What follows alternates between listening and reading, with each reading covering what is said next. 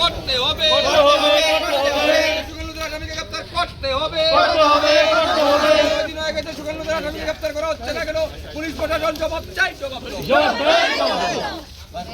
সুকান্নুদের আসামিকে গ্রেফতার করছে না কেন? জবাব চাই, জবাব চাই। সুকান্নুদের আসামিকে গ্রেফতার করছে না কেন? জবাব চাই, জবাব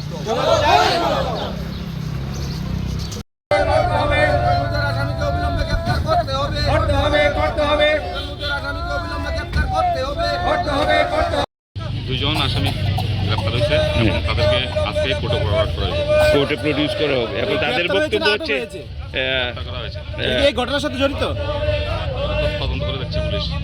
না, বলছি তাদের যারা এখানে তারা অ্যারেস্ট করছে। যারা পথ অবরোধ করেছেন তাদের বক্তব্য হচ্ছে পুলিশের ঊর্ধ্বতন কর্তৃপক্ষ যথা মহকুমা পুলিশ আধিকারিক অথবা এসপি তাদেরকে এখানে আসলে তারপরে তারা পথ অবরোধ তুলে নেবেন। এখন এই প্রসঙ্গে আপনি আমি জানাচ্ছি। আচ্ছা, আমরা কথা বলুন স্যার, সবাই শুনো। ওটা কেসটা তো আমরা আর কেপুর কেস না, লোকটা আমরা পেয়েছি। তিনটা পেয়েছে কালকা যতটুকু হয়েছে আসামি অ্যারেস্ট করছে, আজকে কোর্টে ফরওয়ার্ড করবো। তো আমরা স্যার প্র্যাকটিক্যাল কি এই আসামি ইয়ে করছে? প্রথম তো ইনভেস্টিগেশন ইনভেস্টিগেশন স্যার কোনো তো স্যার সম্মানিত আমি কিছু বলা নাই যে আমরা এই কোনো প্রেস মিটিং হয়েছিল, শুধু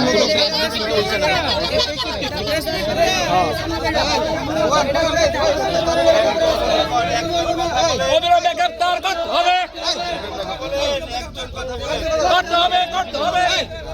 কোনো তো প্রেস মিটিং হয়েছে না। আরো যদি থাকে এটা আমরা ইনভেস্টিগেট করবো, এটা আমার দায়িত্ব। আপনারা টাইম বাড়িয়ে দিলে ওইটার মধ্যে হইতো না তো, ওইটা কখন হইব? যদি এরকম থাকে যে আপনার কোনো গাফিলতি আছে তাইলে আপনারা প্রেশার দিলে আমরা ইনভেস্টিগেশন আরো দ্রুত করতে পারি। ফার্স্ট তো ম্যাডাম গাফিলিতি আসলো, এত অত্যাধুনিক প্রযুক্তিতেও আপনি 9 দিন টাইম লাগছে একটা দুইটা লোকের উঠাইতে। আপনি সবটা জানেন না, একটা মোবাইল সুইচ অন না করলে যেটা ট্র্যাক করার মতো টেকনোলজি আরো তো উন্নত প্রযুক্তি আছে না, মোবাইল ট্র্যাক করা না, তারপর ফরেনসিক আছে, এরপরও 9 দিন লাগছে। তো আমরা তো আমরা বাধ্য হই।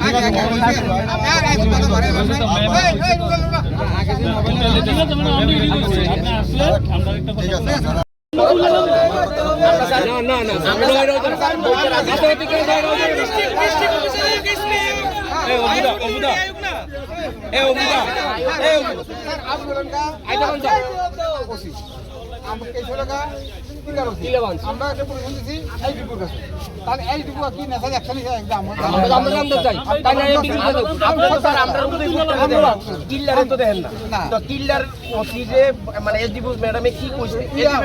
বিভিন্ন আমরা তুলে নেবো স্যার। আমরা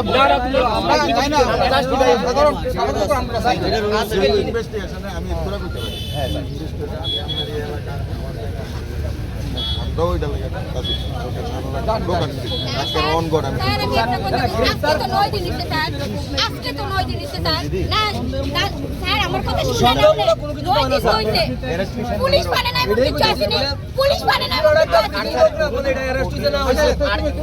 আরেকটা কথা স্যার,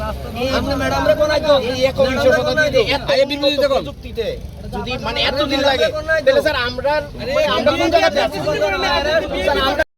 আপনারা তো কালকে এক মোবাইলে স্টেশন দিতেন, যেটা তো আমরা ওইটা শুনুন না যে এটা আমার মোবাইল কথা দুইজন আসামি অ্যারেস্ট হয়েছে। না না, এটা আমরা তো কোনো প্রেস মিটিংও করতেন না, যেটা আমরা কিভাবে আজকে তারা কোর্টে ফরওয়ার্ড করা হয়েছে। আমরা প্রেস মিট করুন কি না করুন এটা আমরা কাজের স্টাইল। আপনি তো আমরা 48 ঘন্টা টাইম দিতে আমরা আপনার কাছে আপনারা যদি 48 ঘন্টা টাইম দেন বা 72 ঘন্টা টাইম দেন, আমরা চেষ্টা থাকি লেস দেন 24 আওয়ার্সের মধ্যে আমরা যাতে করতে পারি। এটা 72 হইতে পারতো, আরো বেশি হতে পারে।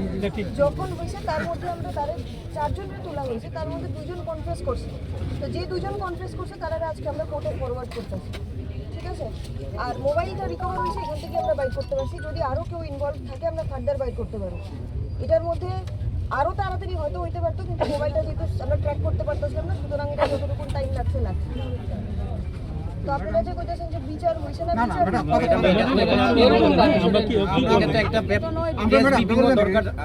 অনেক কিছু আছে কয় লোক দেখানোর জন্য দৌড়ছে, অনেক কিছু করে। আপনি থেকে আমরা কোনো কিছু লোক দেখানোর জন্য কেউ কাউরে মার্ডার কেসে ঠেলা দিতে পারে না। এত এত বিভিন্ন মানে তার প্রেস মিটে কোনো করেছেন প্রেস করার কারণ অনেক কিছু থাকে। একটা ইনভেস্টিগেশনের ট্রান্সপারেন্সি মেনটেন করা প্লাস আরো অনেক কিছু দেখতে লাগে আমরা। প্রেস মিট আমরা তখনই করি যখন আমরা নিজে শিওর হই। 100% শিওর না হয়ে ইন্টারোগেশনের সময় তো প্রেস মিট করা এটা ঠিক মনে হয়। দুইজন কনফেস করছে আর বাকি দুজন এখনো তারা ইন্টারোগেশন ঠিক আছে মানে আপনার থেকে শুনছি আপনার সেট কি ম্যাডাম আমি একটু আসামি দেখতে চাই ম্যাডাম আমার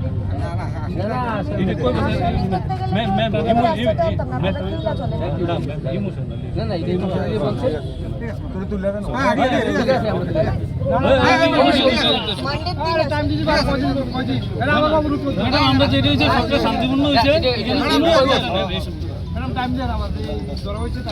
দেখেন যে মোমেন্টে রাস্তা অবরোধ করছেন আসামি অ্যারেস্ট করার পরে আপনারা কিন্তু টেস্টের মধ্যে আমরা টোটাল 4 জনকে আটক করেছি, যার মধ্যে ডিটেইলড ইন্টারোগেশন করার পর 2 জন আসামি তারা তাদের গিল্ট কনফেস করেছে।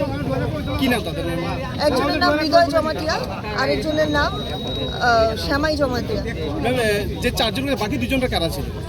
বাকি 2 জনের নাম যতক্ষণ পর্যন্ত আমরা শিওর না হচ্ছি, আমরা একজনকে আমরা রাজারবাগ থেকে অ্যারেস্ট করেছি এবং আরেকজনকে আমরা শিকিল্লা থেকে অ্যারেস্ট করেছি। নাম সামাজিক আমরা মাধ্যমে একটা ভাইরাল হচ্ছে যে আপনাদের একজন পুলিশ অফিসারের মেয়ের জামাই আছে এই ঘটনায় জড়িত আছে, এরকম একটা আভাস আমরা পাচ্ছি। এই দেখুন, সম্পর্কে কি বলবেন? এই যে প্রশ্নটা আপনারা করছেন যে মেয়ের জামাই থাকতেই পারে। প্রত্যেকের ফ্যামিলির মধ্যে অনেক লোক থাকে, অনেকের কি ভুল ত্রুটি থাকতে পারে, তার মধ্যে আপনারা পুলিশের মেয়ের জামাই এই মেয়ের জামাই কিছুদিন আগে মাসখানেক আগে এনডিপিএস অ্যাক্টে ও জেল ছাড়া হয়েছে, এই জন্য সন্দেহটা আর একটু বেশি হয়েছে যে ওকে ধরেও মানে আপনারা তার বিরুদ্ধে কোনো ব্যবস্থা নিচ্ছেন কিনা, জনগণের বক্তব্য এটা।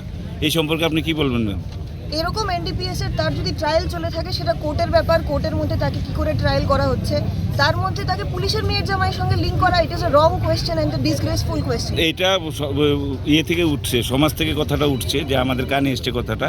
এই সম্পর্কে আপনারাও কোনো এজ এ এসডিপিউ উদয়পুর আপনি কিন্তু কোনো প্রেস ব্রিফ দেননি আমাদের, যে এই ঘটনার পরিপ্রেক্ষিতে আপনারা কতটুকু অ্যাডভান্স হয়েছেন এই নিয়ে পরিবারের সাথে আমরা কথা বললাম যে আমরা জানবো কীভাবে, আমাদের তো জানানো হয়নি।